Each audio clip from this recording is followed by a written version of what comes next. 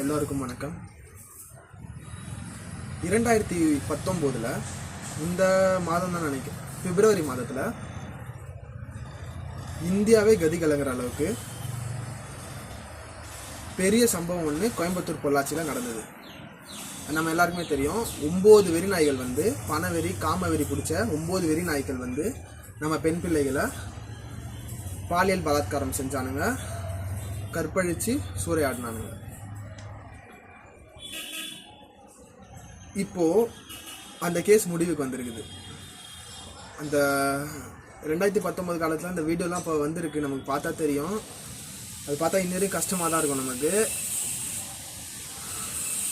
அண்ணா விட்டுருங்கண்ணா, பெல்ட்டால் அடிக்காதீங்கண்ணா, நானே ட்ரெஸ்ஸை கழட்டிடுறேண்ணா அப்படின்னு சொல்கிற அளவுக்கு அந்த வீடியோ பார்த்துட்டிங்கன்னா உங்களுக்கு நைட்டு தூக்கம் வராது. மனுஷனாக இருக்கிறவங்க யாருக்குமே நைட்டு தூக்கம் வராது. அந்த ஆடியோ வீடியோ ஏதாவது கேட்டிருந்தீங்கன்னா. இப்போது அதை விடுங்க, அந்த வீடியோ விட்டுருங்க. இப்போது 2025 இப்போ பார்த்தீங்கன்னா கோயம்புத்தூர் மகிழா கோர்ட் தீர்ப்பு கொடுத்துருக்குது. 6 வருஷம் போராடி இப்போ தான் நமக்கு தீர்ப்பு கிடச்சிருக்கு. என்ன கிடச்சிருக்குன்னா, நமக்கு சாதகமாக தான் கிடச்சிருக்கு. அந்த 9 வெறி நாய்களுக்கு ஆயுள் தண்டனை அளிச்சிருக்காங்க. அப்புறம் பார்த்திங்கன்னா நம்ம சகோதரிகளுக்கு 85 லட்சம் காம்பன்சேஷன் கொடுத்துருக்குறாங்க. 8 பேர். ஆக்சுவலாக பார்த்திங்கன்னா 8 பெண்கள் மட்டும் பாதிக்கல, அதை தாண்டி நிறைய பெண்கள் பாதிச்சிருக்காங்க. ஆனால் 8 பெண்களுக்கு கொடுத்துருக்குறாங்க. ஓகே, அதை விட்டுருங்க. அந்த 9 வெறி நாய்களுக்கு இருக்காங்களே, அவங்களுக்கு ஆயுள் தண்டனை கொடுத்துருக்காங்க. நான் என்ன கேட்குறேன்னா, ஆயுள் தண்டனை ஓகே, ஆனால் இந்த மாதிரி விஷயத்துக்கு மரண தண்டனை தான் சரியான தீர்ப்பு, தண்டனையாக இருக்கும், கரெக்டான தண்டனையாக இருக்கும். ஏன்னா இந்த மாதிரி மென்டாலிட்டி கொண்டவங்க, அதாவது இந்த மாதிரி வெறிநாய்கள் வெளியே இவனுங்க தவிர்த்து நிறைய பேர் இருக்கானுங்க. இவனுங்களுக்கெல்லாம் பயம் வர வைக்கணும், அந்த அளவுக்கு தண்டனை இருக்கணும். எப்படின்னா, பெண் பிள்ளைகளை தொட்டால் நீ உயிரோடு இருக்க மாட்டா என்ற நிலை உருவாகணும். புரியுதுங்களா? பெண் பிள்ளைகளை தப்பான கண்ணோட்டத்தோடு பார்த்தாலோ இல்லை தொட்டாலோ நீ உயிரோடு இருக்க மாட்டா என்ற நிலைமை உண்டாகணும். அப்போ மட்டும் தான் பயம் வரும். ஒன்றும் இல்லை, இந்த மாதிரி நிறைய பேர் இருக்கானுங்க. அவனுங்கெல்லாம் 4 பேர் நடு ரோட்டில் நிற்க வச்சு டப்புன்னு புல்லட்டை தோட்டாக்களை இறக்கி விட்டா எல்லாமே செட்டில் ஆகிடும், கப்பு சுப்புன்னு. இந்த மாதிரி பிரச்சனை நடக்காது. பயம் இருக்கணும் ஃபஸ்ட்டு. அப்போ தான் அடுத்த வாட்டி அந்த மாதிரி பார்க்கும்போதோ இல்லை தொடும்போதோ ஒரு பயம் வரும். இந்த பிரச்சனை, இந்த மாதிரி விஷயத்தை நம்ம கம்மி பண்ண முடியும். ஓகே, அதை விடுங்க. அதேமாரி இந்த மாதிரி இன்னமும் நிறைய பேர் அனுபவிச்சுட்டு இருப்பீங்க. அவங்களாம் வெளியே பேசுங்க. இந்த மாதிரி பேசினா மட்டும்தான் அது பெரிய விஷயமாகும். பெரிய விஷயம் பயப்படாதீங்க. ஃபஸ்ட்டு தைரியமாக பேசுங்க.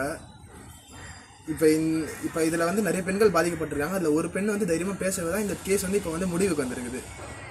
6 வருஷம் பெரிய இதுனாலும், ரொம்ப பெரிய கேப்னாலும், ஆனால் முடிவுக்கு வந்திருக்குது. அதேமாரி இன்னொன்று, பேரண்ட்ஸு, பெற்றோர்கள் எல்லாமே பார்த்தீங்கன்னா குழந்தைங்க கையில் செல்ஃபோன்ஸை நீங்கள் சின்ன வயசுலேயே கொடுத்து பழக்கப்படுத்துறீங்க. இங்கே இப்போ நிறைய ஆப்ஸ் வந்துடுச்சு, டேட்டிங் ஆப், அந்த ஆப்பு இந்த ஆப்புன்ட்டு.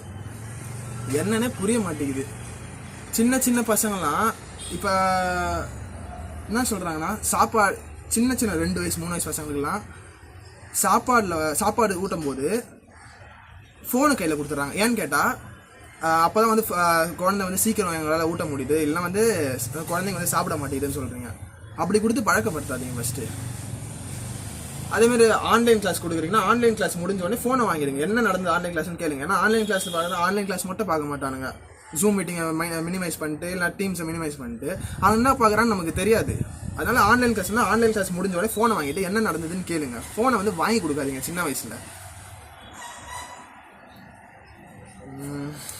இதை பற்றி பேசுறதுக்கு என்னென்னு எனக்கு தெரில. இது இப்போ இவ்வளோ பெரிய பிரச்சனை நடந்ததுக்கு ஃபஸ்ட்டு முதல் காரணம் நான் யாரை கேட்டால் சொல்வேன்னா, பெற்றோர்கள் தான் காரணம், பேரண்ட்ஸ் தான் காரணம். ஏன்னா அவங்க ஒழுங்காக இருந்தாங்கன்னா, அவங்க அவங்க பிள்ளைகளை கண்காணிச்சிட்டு இருந்தாங்கன்னா இந்த பிரச்சனை நடந்திருக்காது.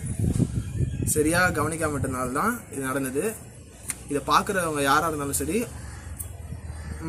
கொஞ்சம் கவனத்துக்கு எடுத்துக்கோங்க. பசங்க என்ன பண்ணுறாங்கன்றத பாருங்கள். சரி, ஓகே, இது ஓகே.